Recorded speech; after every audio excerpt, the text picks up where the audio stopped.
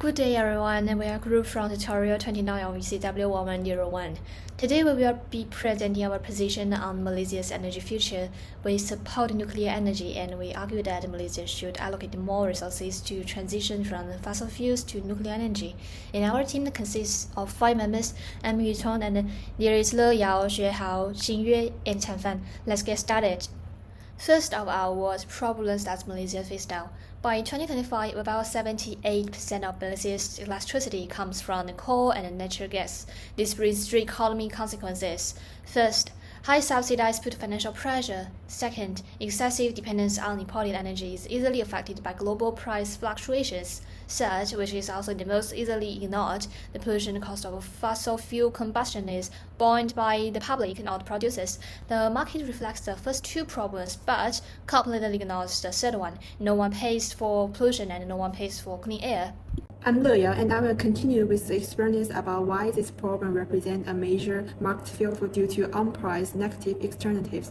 While energy firms pay for coal and labor, they do not pay for social costs like birth issues and climate change. The market for fossil fuel electricity is shown in the diagram. Primary marginal benefit is the benefit that electricity customers get from each additional unit of power.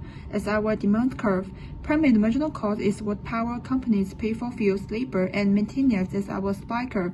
Without government intervention, quantity market equilibrium is found when primary marginal benefit is equal to primary marginal cost, referred to QM in the diagram.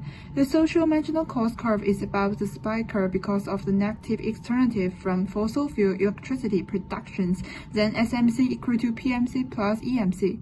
The gap between SMC and PMC is the external marginal cost that is currently unpriced by the market. The socially efficient quantities occurs as Q options where SMB equal to SMC. Since the market overproduct where QM is bigger than Q options, it creates a marketing failure. The shaped triangle area between points A, B, and C represents the deadweight loss of the marketing equilibrium caused by these overproductions. This shows the amount by which SMC exceeds SMB for the quality of fossil fuel electricity consumed beyond efficient level. Why not just apply a carbon tax? Electricity demand is inelastic. A tax would raise bills without fixing the root problem. That is why nuclear power is necessary. Instead, it eliminates these externalities as the sources, enabled a socially efficient energy transition for Malaysia. We already know that the market has failed, so who will solve it? Clean air is a kind of public wealth. No enterprise has the motivation to protect it, and individuals cannot solve this problem alone. Only the government can correct the market failure. Therefore, the government has the responsibility to invest in nuclear energy today, internalize external costs, and make decisions that truly represent social interests. After discussing market failure and government intervention, we now focus on the cost structure of nuclear energy. In the short run, nuclear energy involves extremely high fixed construction costs and long development periods. According to Stewart and Shivan, nuclear power plants require very large upfront investment and long construction periods.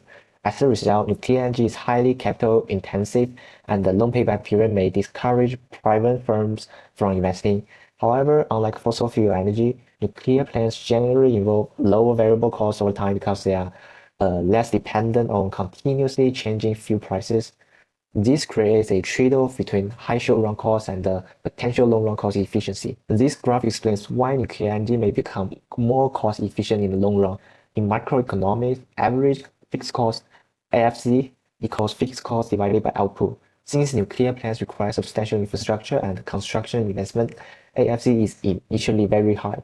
However, as electricity output increases, these fixed costs are spread across a larger quantity of electricity production. As a result, the AFC curve gradually falls, demonstrating economic of scale. Forsberg et al. Note that nuclear plants often operate at high capacity for long periods of time. Therefore, this may explain why governments are willing to support nuclear energy despite its high initial cost. Now I will discuss two countries that show how nuclear energy can work with strong government planning, South Korea and Finland. First, South Korea shows how high short-run fixed cost can lead to long-run benefit. According to Sevelers in 2025, nuclear energy supplied 7% of South Korea's electricity in 2024. overtaking course of first time as nuclear power expanded coal-fired generation fell by around 16%, which helped reduce carbon emissions and local air pollution. South Korea also developed into a major exporter of nuclear technology. This shows that long-term government investment can support not only energy security, but also technology development and economic growth. Second, Finland shows how government intervention can address one of the biggest safety concerns, nuclear waste. Finland built UNCLOD, the world's first permanent deep geological repository for splitting nuclear fuel according to a separation price. The project cost around €1 billion. Finland's as approach is based on strict regulation, long-term planning, and public trust. 1994 law also required Finland as nuclear waste to be disposed of domestically. Today, nuclear power provides around 39.6% of Finland's electricity. This example shows that nuclear energy does not succeed automatically. It needs strong institution regulation and long-term government backing investment. Next, my teammate will discuss Germany as a warning case. Germany gives us a different lesson about nuclear energy policy. After the Fukushima accident in 2011, Germany decided to phase out nuclear power because of safety concerns. This decision was understandable, but it also created economic and energy challenge.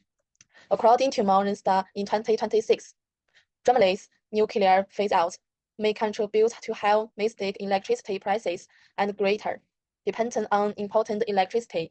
Some studies also suggest that if Germany had kept nuclear energy its energy mix, it could have fossil fuel use and natural gas imports more expensively. The main economic concept here is opportunity cost. By giving up nuclear power, Germany also gave up a stable low-carbon source of electricity. That electricity have to be replaced by other sources, such as renewables, imports, fossil fuel, or backup generation. Each option has a cost. This shows energy transition is not just about removing one energy source. It is also about where you place it, how much it costs, and where the country can still main energy security. For Malaysia, the lesson is clear. We should not reject nuclear energy too early. Instead, we should evaluate it carefully through safe regulation, cost-benefit analysis, and long-term economic planning. Malaysia's dependence on the fossil fuels has created a negative externality. The market cannot repair itself, and only the government's intervention can solve it. Nuclear energy has been successfully modified by South Korea and Finland, and has the economic advantage of long-term cost decline. Continued dependence on the fossil fuels means persistent pollution, price fluctuations, and energy insecurity. The economic logic is already clear. Malaysia should immediately invest more resources in nuclear energy transformation. Here is our reference list and AI technology. So thank you so much for your listening.